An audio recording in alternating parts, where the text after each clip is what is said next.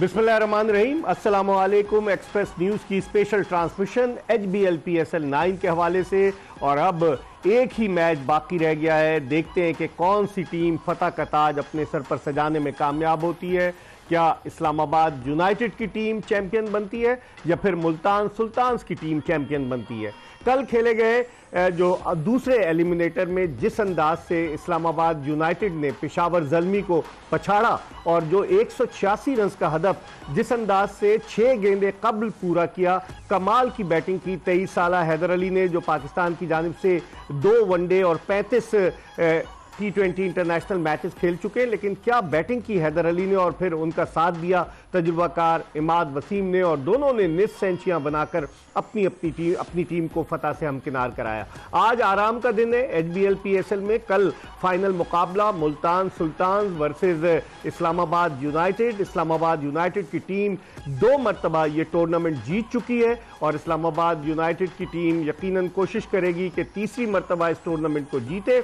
2016 और 2018 में उसने ये टूर्नामेंट जीता, जबकि मुल्तान सुल्तान्स की टीम ने 2021 में HBL-PSL जीतने का एजाज हासिल किया। लेकिन गुज़िश्ता 2 जो फाइनल्स थे, गुज़िश्ता 2 बरस से उन दोनों फाइनल्स में उसे लाहौर कलंदर्स ने हराया। हम कल जो खेला गया था दूसरे एलिमिनेटर, उसके हवाले से बात करेंगे और फिर चांसेस क्या हैं कौन सी टीम जो है वो आगे जाकर इस HBL-PSL की चैंपियन बनती है। पीर के दिन कौन सी टीम, कौन सा कप्तान, क्या मोहम्मद रिजवान या फिर शादाब खान ट्रॉफी अपने हाथ में थामने में कामयाब होते हैं।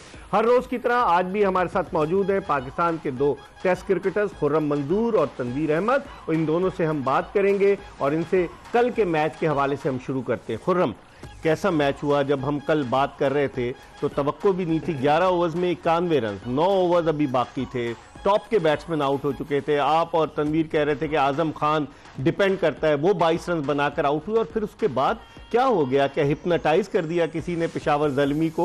क्या हो क्या गया? नहीं इकबाल भाई, मैं अगर आपको याद हो कल मैं कह रहा था कि देखें पार्टनरशिप लगेगी और जिसमें बाउंड्रीज लगती रहे तो उसमें प्रेशर बिल्ड होता रहता है दूसरी टीम के ऊपर बॉलिंग लाइन पे, और एग्जैक्ट वही हुआ। 5 छक्कों का डिफरेंस अलग था जो हैदर अली ने मारा। उसने कमाल बैटिंग की है, और कल स्पॉट पे बोलते नहीं, अगर आप परफॉर्म करें और वो स्पॉट ना हो तो उस परफॉर्मेंस का कोई फायदा नहीं होता।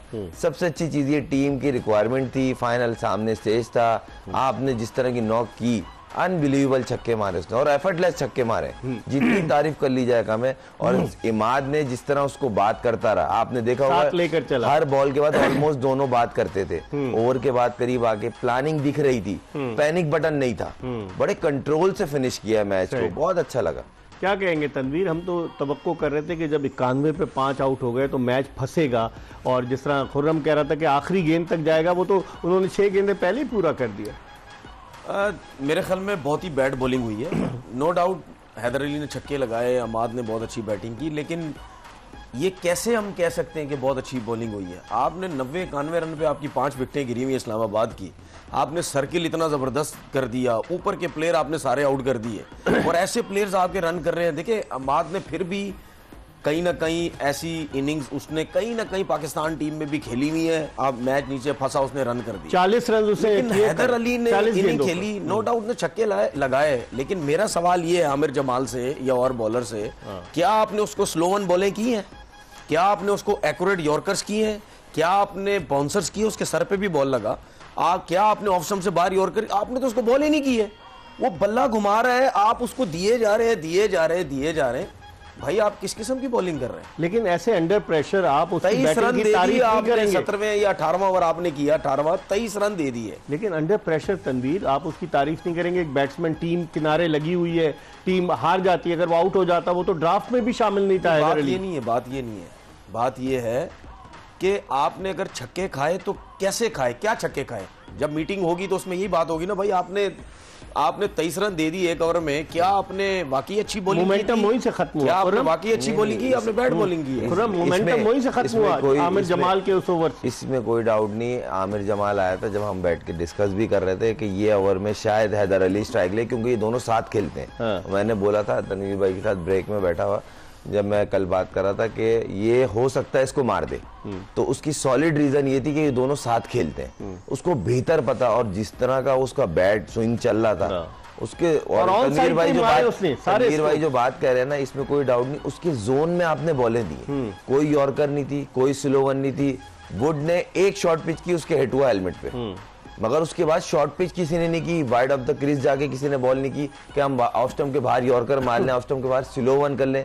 वो जितनी तेज बॉल कर रहा था उतना तेज बल्ला घुमा रहा था, तो उसमें इजी हो जाता है। फिर आप मोमेंटम, वो जो आमिर के ओवर से मोमेंटम मिला है हिटों का, उसने दो या तीन ओवर में उसने 5 छक्के मार दी, मैच गेम घुमा दिया। मैंने आपको यही बोला था सर, ये वो टीम है अनप्रिडिक्टेबल, ये चेस कर सकते हैं। बाज़ाहिर मुश्किल लग रहा था, मगर वही वाली बात है, एक तरफ से इमाद ने सेंसिबल खेला, और दूसरे एंड से हैदर अली जब सेट हो गए, जबकि हैदर अली जब ग्राउंड में आए थे उस time almost 9 over the, panic button दबा हुआ था कि टीम विकेट पे विकेट, उन दोनों ने बिल्ड की, जब सेटल हुए तो देख लिया। तनवीर 4 ओवर्स सिर्फ 2 ही बॉलर से कराए कल, जो है बाबर आजम ने, साइम अयूब का भी 1 ओवर बच गया, और फिर जिस तरीके से मेहरान मुमताज़ के उन्होंने 4 ओवर्स कराए, और इसके अलावा ल्यूक वुड के 4 ओवर कराए। बाकी उन्होंने क्या अपने बॉलर्स को सही तरीके से कल इस्तेमाल किया? बाबर के चेहरे पर परेशानी आया थी जब मार रहे थे। परेशानी तो होगी ना, बाबर की जगह कोई भी कैप्टन होगा, आपके पास प्लेट पे रखा हुआ मैच आ गया है और आपने जाने दिया सारा मैच। अब इसमें क्या ये थोड़ी कह सकते कि बाबर की कप्तानी बुरी हुई है। ठीक है, आप यॉर्कर्स अच्छे करते हैं, आप कहते हैं जी मैं बहुत तेज गेंद करता हूँ, मेरे जैसा बॉलर ही कोई नहीं है, स्टाइल आपके खत्म नहीं होते, शटअप कॉलें आप देते रहते हैं, तो आपने हरवा दिए तो अब क्या होगा, आप शटअप कॉलें देंगे? नहीं देंगे। इसीलिए कहते हैं कि टाइम से पहले बड़े मत हो जाया करो, अच्छे प्लेयर बड़े नाम जब बनने या ऐसी परफॉर्मेंस दें फिर इस किस्म की हरकतें करो। अब क्या होगा आमिर जमाल का, अब ट्विटर पे उसका बुरा हाल कर देंगे लोग कि भाई वो किधर गया, सब कुछ उंगलियां रखते थे। ठीक है, लोग उसको बोलेंगे। बात यह है कि सीधा बना हुआ मैच था, आपने बहुत बुरी जो है वो बॉलिंग की। देखिए ये समझने की जरूरत है, स्ट्रेटेजी भी तो सही नजर नहीं आई ना, जब मार शुरू हुई तो घबरा गए। इसीलिए मैं कह रहा था ना, आपकी यॉर्कर सब कुछ नहीं थी, उनके लिए तो डू एंड डाई है, हैदर अली के लिए डू एंड डाई है, उसको कोई जानता ही नहीं है, उसकी कोई परफॉर्मेंस ही नहीं है, उसने बोला चलाओ बस, लग गए तो लग गए, नहीं तो गए, खत्म।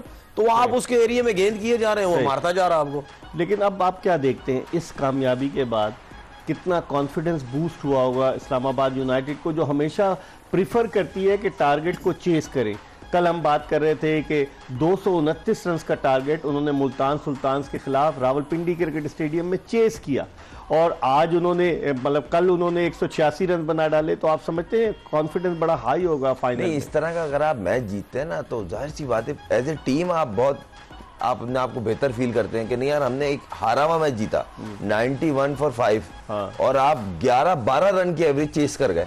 9 ओवर थे उस वक्त, 11 ओवर। सर मैं बोल रहा हूँ ना, इससे कॉन्फिडेंस तो ऊपर जाता है, मगर अब इनका जिससे फाइनल है उनका होम, मैंने बार बार उस टीम का बोला, एक तो कप्तान बड़ा स्मार्ट मूवर है, दूसरा उनका होमवर्क बहुत अच्छा होता है। आपने देखा हो कराची में जितने मैच हुए उन्होंने स्मार्टली अपने बॉलर्स को यूज किया, अपनी बैटिंग लाइनअप को यूज किया, और उनकी बैटिंग में एक कॉम्पैक्ट पना क्या दिखा कि हमने शॉट्स, ये वाली नहीं कि सीधा बॉल प्ले दा, ये वाली पिच नहीं है, टाइम लेना है। वो उस्मान हो, रिजवान हो, या इनका जो बीच में बैट्समैन, जैसे इमाद वसीम ने टाइम लिया ना, जैसे इमाद ने बहुत सेंसिबल बैटिंग की। ठीक है, ये हम तो बात कर रहे हैं कि मुल्तान सुल्तान्स और इस्लामाबाद यूनाइटेड कल नेशनल स्टेडियम कराची में रात 9 बजे HBL PSL 9 के फाइनल में मद्दे मुकाबिल होंगी। एक पैकेज आपको दिखाते हैं HBL PSL के फाइनल्स के हवाले से। जी, पैकेज आपने देखा, अब रिकॉर्ड की बुनियाद पर तो देखते हैं कि क्या होता है। लेकिन तनवीर, आप क्या समझते हैं कि फाइनल में भी इस्लामाबाद यूनाइटेड हदफ को, टारगेट को चेस करने को प्रेफर करेगी?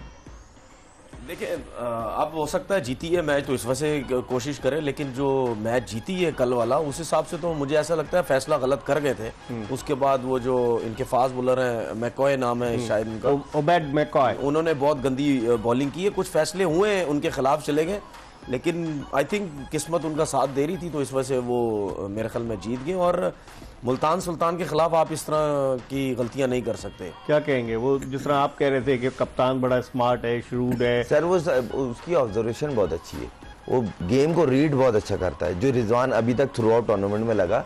मेन चीज़ ये है कि कल आप इनका जो लास्ट मैच था जिसपे जीत के क्वालिफाई किए फाइनल, आपने देखा होगा इनके बॉलर्स का रिवर्स हो रहा था, और छठे ओवर के बाद, जी छठे ओवर के बाद ये चीज उन्होंने वर्क किया हुआ था। दूसरा ये एक और चीज, कल पहले बैटिंग करना फायदेमंद यूं होगा, आज भी देख लें 10 से एवरेज जब 11 पे गई थी, वो तो देखें हिटें उसने एक्स्ट्राऑर्डिनरी मार दी। हैदर अली ने जितनी तारीफ कर लीजिए कम है, आज कल जो उसने मैच जितवाया है सर, मेन जो चीज है, ऐसा अमूमन हर दफा नहीं होता कि आप 12, 13, 14 की एवरेज, और बड़े मैच में ये बता दूं फाइनल 150 रन भी होंगे ना तो चेस करने वाले पे प्रेशर होगा। सही। तो कोई भी, मुझे लगता है हो सकता है रिजवान अगर टॉस जीते तो वो बैटिंग करेगा। आप क्या समझते हैं कि जो पिच का रवैया तब्दील होना शुरू हुआ है, वरना बीच में एक दो ऐसी पिचेस बनी कि जहां पर गेंद बहुत ज़्यादा स्पिन हो रहा था, ग्रिप कर रहा था, लेकिन कल के जो एलिमिनेटर था उसमें तो बैट्समैन के बल्ले पर गेंद आ रही थी ना? नहीं, तो ये पेशावर ज़ल्मी ने रन्स कम किए हैं। साइम अयूब आउट हुआ है जब से, 131 पे 1 था उनका। बिल्कुल, ये रन्स कम किए हैं। ये इनके कम से कम 200 रन होने चाहिए थे, इतने तो कम से कम होने चाहिए थे इन लोगों के रन। ये खुद भी समझेंगे कि ये 15-20 रन जो है ये हमने शॉर्ट किए हैं। तो हारने की वजह हमेशा निकालनी चाहिए। सिर्फ हारने की वजह ये नहीं होती कि आमिर जमाल ने 23 रन दे दिए, ठीक है वो तो दिए, लेकिन पीछे भी तो जाओ कि बैटिंग में कितने रन कर सकते थे, हमने कितने किए। इन पिचेस के ऊपर आप ये नहीं कह सकते, और ये हमें पता है, पूरे पीएसएल में बात करते रहे कि पेशावर ज़ल्मी की जो बॉलिंग है वो 180, 85, 90 भी चेज करवा सकती है, और यही हुआ है, ठीक है। और इसकी वजह से साइम अयूब के ऊपर और बाबर के ऊपर इतना प्रेशर था कि भाई हम सेट होंगे तो हम 200 रन करेंगे, वरना टीम चेज करवा देगी। इस पर हम मजीद बात करेंगे, लेकिन वक्त हो गया प्रोग्राम में एक ब्रेक का। ब्रेक के बाद HBL PSL 9 के हवाले से एक्सप्रेस न्यूज की स्पेशल ट्रांसमिशन जोश जगादे में दोबारा आपकी खिदमत में हाजिर होंगे।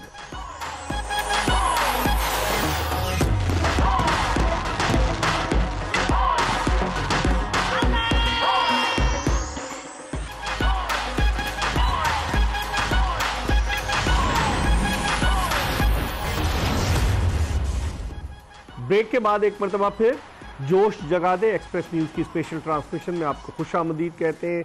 HBL PSL 9 का फाइनल मुकाबला कल नेशनल स्टेडियम कराची में मुल्तान सुल्तान और इस्लामाबाद यूनाइटेड की टीमों के दरमियान खेला जाएगा। HBL PSL का आगाज 2016 में हुआ। मुत्तहदा अरब अमारात में दुबई में जब पूरा टूर्नामेंट खेला गया तो उस वक्त ये बात किसी के वहमो गुमान में भी ना थी कि आने वाले वक्त में ये टूर्नामेंट, ये PSL पाकिस्तान का ब्रांड बन जाएगी। 2016 में इस्लामाबाद यूनाइटेड ने HBL PSL जीतने का एजाज़ हासिल किया। फिर 2017 का फाइनल नेशनल स्टेडियम कराची के बजाय गद्दाफी स्टेडियम लाहौर में खेला गया, जहां पेशावर ज़ल्मी ने कोयटा ग्लैडिएटर्स को हराकर चैंपियन बनने का एजाज़ हासिल किया। 2018 में इस्लामाबाद यूनाइटेड की टीम जीती। 2019 में कोयटा ग्लैडिएटर्स की टीम ने PSL जीतने का एजाज़ हासिल किया, और फिर उसके बाद 2020 में नेशनल स्टेडियम कराची में कराची किंग्स ने लाहौर कलंदर्स को हराकर पहली मर्तबा HBL PSL जीती। 2021 में मुल्तान सुल्तान्स की टीम पहली मर्तबा HBL PSL जीती जब उसने फाइनल में मुत्तहदा अरब अमारात में पेशावर ज़ल्मी को हराया। फिर 2022 और 2023 कौन भूल सकता है, जब मुल्तान सुल्तान मद्दे मुकाबिल थी लाहौर कलंदर्स के, और दोनों मर्तबा लाहौर कलंदर्स की टीम चैंपियन बनी। कल मुल्तान सुल्तान इस्लामाबाद यूनाइटेड के मद्दे मुकाबिल होगी।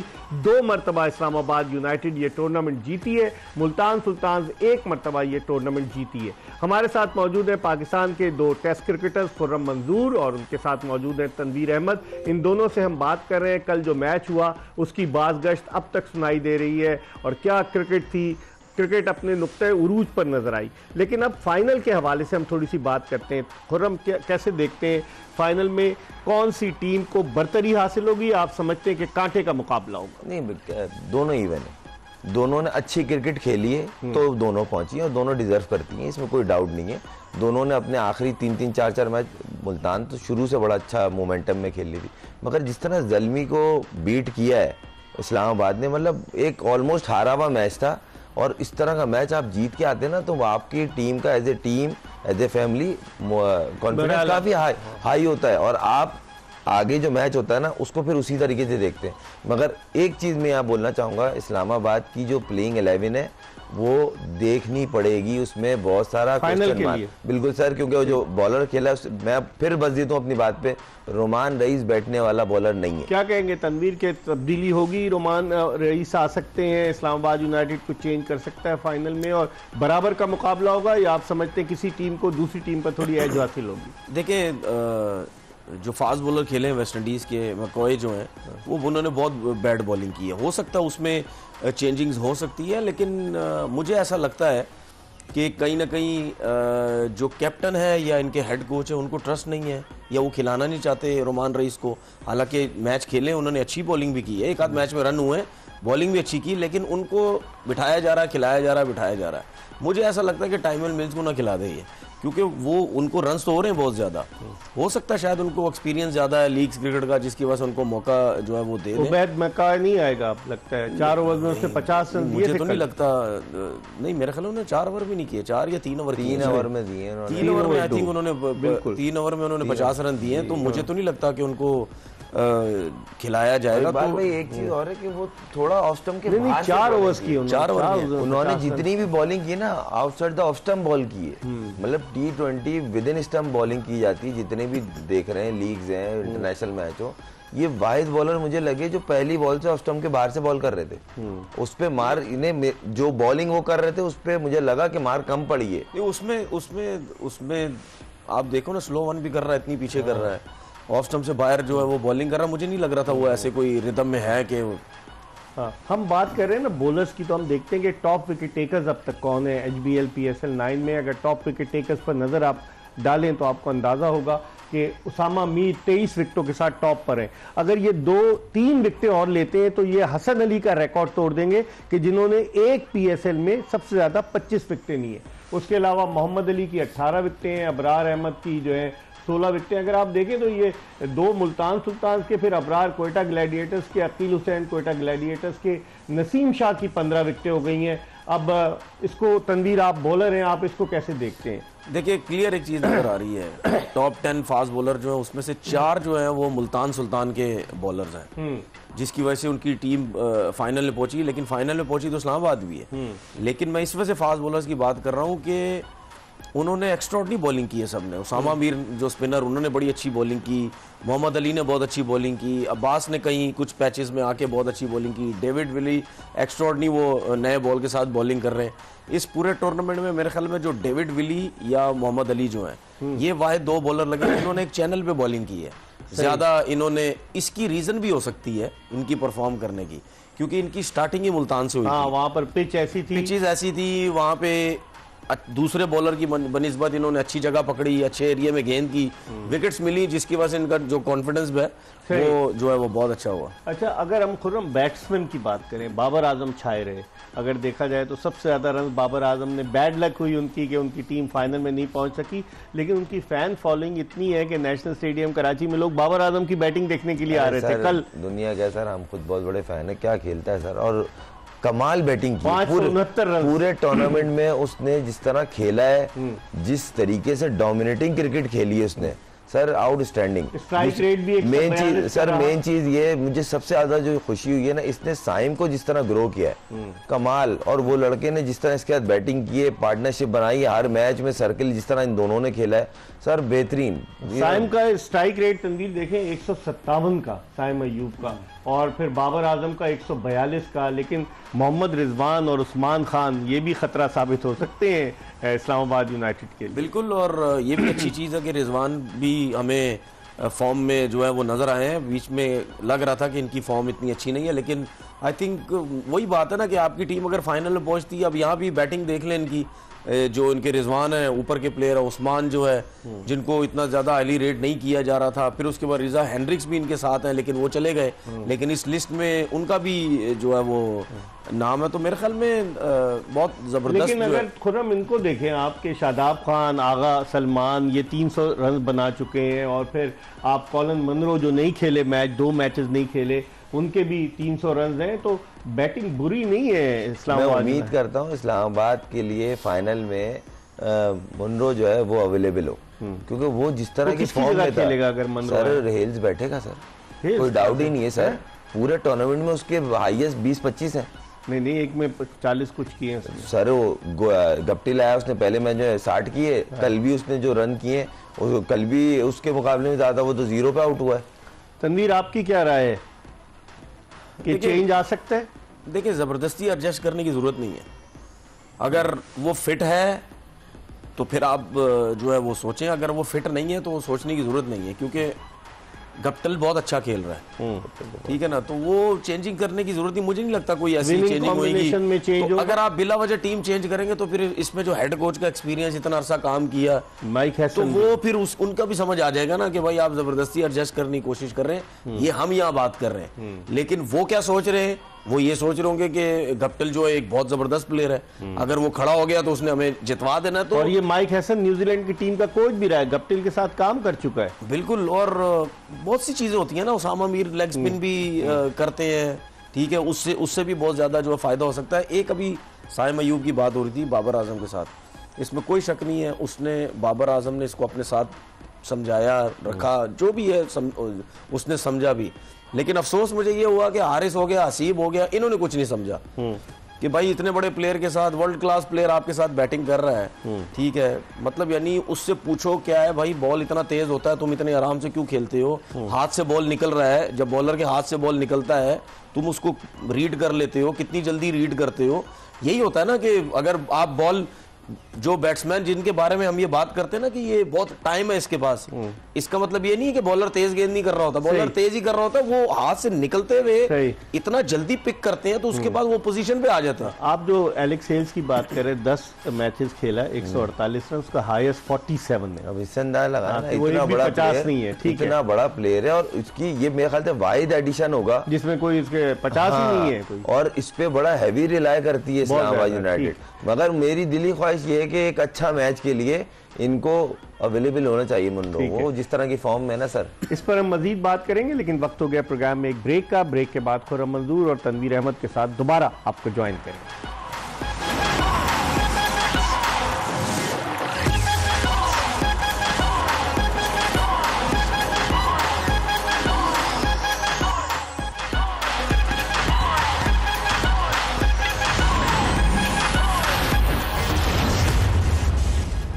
ब्रेक के बाद एक मरतबा फिर एक्सप्रेस न्यूज़ की स्पेशल ट्रांसमिशन HBL PSL 9 के हवाले से, और आपको हम खुशामदीद कहते हैं। हमारे साथ मौजूद हैं पाकिस्तान के 2 टेस्ट क्रिकेटर्स खुर्रम मंजूर और तनवीर अहमद, जिनसे हम बात कर रहे हैं कल जो फाइनल खेला जाएगा मुल्तान सुल्तान्स और इस्लामाबाद यूनाइटेड की टीमों के दरमियान, और कल जो सनसनीखेज मैच हुआ कि जिसमें अप्स एंड डाउन्स आए, लेकिन फिर फतह बासानी इस्लामाबाद यूनाइटेड के नाम रही। इसका क्रेडिट भी यकीनन इस्लामाबाद यूनाइटेड की टीम को जाएगा। खुर्रम, इस टूर्नामेंट में कैचेस ड्रॉप भी बड़े हुए, क्या कहेंगे, मेन रीजन क्या हो सकती है कैचेस के ड्रॉप होने?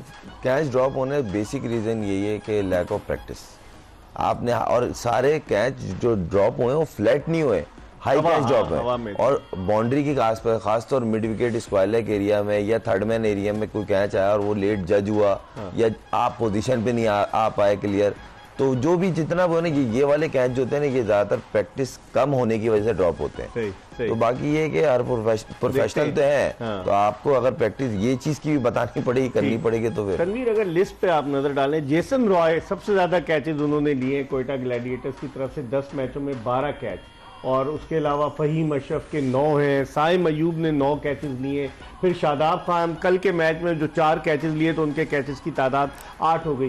क्या देखते हैं इन फील्डर्स को देखते हुए, जिनमें पाकिस्तानी फहीम अशरफ, साइम अयूब, इरफान खान नियाजी जो कराची किंग से खेले, इसके बारे में क्या रहा है? कैचेस इससे ज्यादा भी हो सकते थे, छोटे भी इतने ज्यादा, पता नहीं 40 वाली कैचेस तो छोटे, 40 से ज्यादा, ठीक है ना, तो इससे ज्यादा भी तादाद हो सकती थी। जैसन रॉय ने सिर्फ कैचिंग पे टॉप किया है, बॉलिंग में तो बैटिंग में तो कुछ नहीं किया। बैटिंग में सिर्फ वो सही करते रहे कि मतलब रन्स क्यों नहीं हो रहे। तो स्टैंडर्ड जो था फील्डिंग का बहुत पुअर था, इतना पुअर स्टैंडर्ड मुझे नहीं लगता मैंने कहीं देखा हो कि सीधे सीधे कैच आपके छूट रहे हैं। एक मतलब बेसिक थी, आप आराम से बॉल के नीचे आए। मैंने अपने पाकिस्तान के लड़कों को, चाहे वो पाकिस्तान टीम में हो खेल रहे हो या PSL खेल रहे हो या इवन डोमेस्टिक क्रिकेट भी खेल रहे हो, मुझे बहुत गुस्सा आता है अपने लड़कों के ऊपर, जिस तरीके से ये बॉल के नीचे आते हैं, ये बॉडी हिलाते हैं अपनी, ये बॉल के पीछे जा रहे होते हैं, बॉल के भागते हैं, ये डर रहे होते हैं पता नहीं गिर जाएगी बॉल। फील्डिंग कोच अब्दुल मजीद है ना खिलाड़ियों के? नहीं, फील्डिंग तो हमारा प्रॉब्लम अभी से नहीं है, वो तो जब से पाकिस्तान में क्रिकेट स्टार्ट हुई है, कभी जिंदगी में हमारी फील्डिंग ठीक ही नहीं है। तो भाई आप दूसरों को देखो, उनके सिर्फ हाथ चलते हैं, ठीक है ना, उनके हाथ चलते हैं, हम बॉडियां चलाते हैं। आप स्लिप में देख लें, जब हम स्लिप में खड़े होते हैं, दूसरों के पास जब बॉल जाती है सिर्फ अपने हाथ मूव करते हैं, हम लोग बॉडी मूव करते हैं, गेंद को खाने के लिए जा रहे होते हैं, जिसकी वजह से हमसे कैचेस छूटते हैं। लेकिन खुर्रम, आप एज अ बैट्समैन कैसे देखते हैं इस टूर्नामेंट में छक्के भी लगे। और चूंकि असल क्रिकेट का हुस्न T20 क्रिकेट का यही है कि छक्के चौके तमाशाई देखने को आए। अगर ऐसी पिचेज होंगी कि जिन पर बैट्समैन स्ट्रगल करेंगे तो मज़ा नहीं आता। लेकिन इस टूर्नामेंट में अगर आप देखें कि हाईएस्ट नंबर ऑफ सिक्सेस किस प्लेयर ने सबसे ज़्यादा लगाए, अगर आप नज़र डालें साइम अय्यूब ने। और साइम अय्यूब ने 12 मैचों में 21 छक्के लगाए। आप अंदाजा लगाएं कि 21 छक्के। और फिर उसके बाद दूसरे वेन डूसन जो 16 के साथ दूसरे नंबर पर है, और तीसरे नंबर पर फिर पोलार्ड है 15, सऊद शकील 15, रिजवान 15। तो इसका मतलब ये हुआ कि साइम अय्यूब ने डोमिनेट किया है बॉलर्स को। नो डाउट उसका नेचर भी यही है, प्ले ऑफ नेचर ही वो डोमिनेट करता है। और वो उसकी एक मैंने उसके काफ़ी टाइम से मैं ओपनिंग पेयर खेल रहा हूँ डोमेस्टिक में, उसकी जो सबसे अच्छी चीज़ मुझे लगती है ना, वो बोलता है खुरम भाई जो बैट बॉल है ना, बाउंड्री वाली बॉल, उसको मारना है।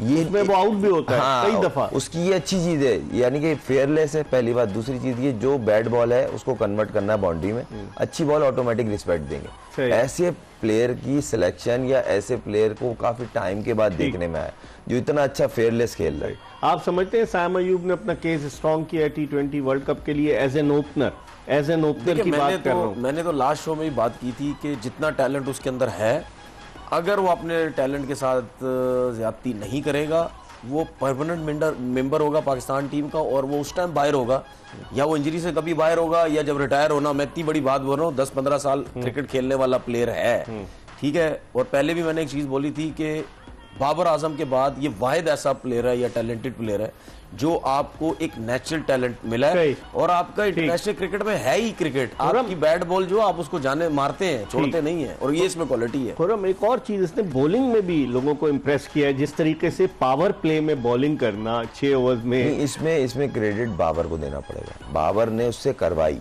लेकिन वो एतमाद पे पूरा उतरा। साइम नेट में बॉल करता है, वो करता है शौक में, सीरियस बॉल नहीं करता। लेकिन मगर यहाँ पे इस एडिशन में जिस तरह बाबर ने उससे बॉलिंग करवाई, वो लग रहा था उसको स्पेशल रोल दिया हुआ कि भाई आपको हमने सर्किल में बॉल कराना है, क्योंकि आपका कैरम बॉल जो है वो बड़ा इफेक्टिव होगा। क्योंकि नया बॉल पे कभी कभी गेंद स्किड भी हो जाता है, तो जहाँ पे पिच उसको सपोर्ट करी थी वहाँ गेंद ग्रिप होकर बाहर भी निकला। जिस तरह आपको याद होगा हेल्स को उसने बोल्ड किया था, वो गेंद नया बॉल, दूसरा बॉल गेंद पिच के ऐसा लगा जैसे कोई 70वें ओवर का बॉल था, और गेंद ग्रिप हुआ प्रॉपर। तो ये क्रेडिट उसको भी जाता है। और फिर साइम अब उस चीज पे काम भी कर रहा होगा। इसमें एक चीज मैं और ऐड करूंगा, अगर हम ये सोच रहे हैं ना कि इसको पाकिस्तान टीम में नया बॉल मिलेगा, वो मुश्किल हो जाएगी। क्योंकि ये बैट्समैन ही समझ सकता है कि साइम अय्यूब क्या बॉल कर रहा है, कितनी मुश्किल हो रही है सर्किल में। अगर शाहीन कप्तान रहेगा, वो तो उसकी तो सोच डिफरेंट होगी, वो तो बोलेगा फास्ट बॉलर्स के साथ जाओ। अच्छा, चौकों में भी अगर देखें तो साइम अय्यूब ने सबसे ज्यादा चौके लगाए, 27 चौके आप देखें। और फिर उसके बाद 25 चौके जो है वैन डूसन के हैं। और नहीं, लेकिन फिर अगर आप देखें 31 चौके सऊद शकील ने लगाए सबसे ज्यादा, 32 मनरो के हैं। इसमें साइम अय्यूब और वैन डूसन जो हमें नजर आ रहे हैं टॉप में, ये कोई स्पेशलिस्ट नहीं है T20 के छक्के मारने वाले प्लेयर। लेकिन इन दोनों को देखने के बाद जो नए लड़के हैं जो प्रॉपर क्रिकेट खेलते हैं, सेंसिबल खेलते हैं, वो सीख सकते हैं कि हम भी छक्के मार सकते हैं। लाजमी नहीं है कि एक पावर हिटर हो, वही देखें ये पोलार्ड वगैरह तो उसमें नो डाउट ये तो है ही पावर हिटर। लेकिन खुरम असर चीज सऊद शकील का है। सऊद शकील मैं इसी आने लगा था कि मेन जो चीज है ना, उनको तो कहा जाता है वो टेस्ट के बैट्समैन है, लॉन्गर सऊद शकील, आगा सलमान, ये दोनों को नहीं, और ये दोनों को अंडररेट किया जाता था कि नहीं जी ये शॉर्ट फॉर्मेट के प्लेयर नहीं है, वाइट बॉल के नहीं है, और दोनों ने प्रूव किया अपनी परफॉर्मेंस से। तो कभी भी किसी पर टैग नहीं लगाना चाहिए जब तक एटलीस्ट आप वो देख लें कि नहीं यार ये एक्सपोज हो गया। तो ये उनकी परफॉर्मेंसेज हैं जो सामने आई हुई। हम इस पर मजीद बात करेंगे। वक्त हो गया प्रोग्राम के आखिरी ब्रेक का, हम ब्रेक ले रहे हैं और ब्रेक के बाद खुर्रम मंजूर और तनवीर अहमद के साथ दोबारा आपको ज्वाइन करेंगे।